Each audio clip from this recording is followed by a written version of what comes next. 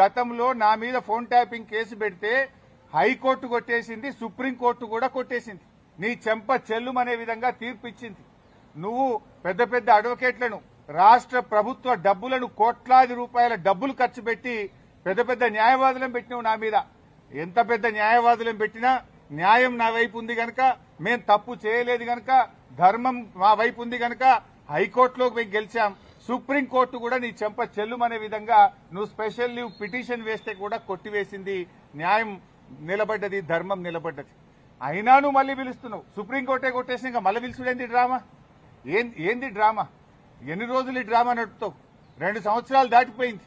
అంటే ఒక కంటిన్యూస్ గా ప్రజల్ని ఎంగేజ్ చేయాలని, మీడియాను డైవర్షన్ చేయాలని, ప్రజల అటెన్షన్ డైవర్షన్ చేయాలని నువ్వు ఎంత డైవర్షన్ చేసినా నేను ఎడవం.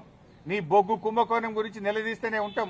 నువ్వు ఆంధ్రాకు అమ్ముడుపోయిన విధానాన్ని నిలదీస్తూనే ఉంటాం. ఎల్టీపీ పాలసీ ఇండస్ట్రీ కుంభకోణం గురించి నిలదీస్తూనే ఉంటాం. నీ పవర్ స్కామ్ గురించి నిలదీస్తూనే ఉంటాం.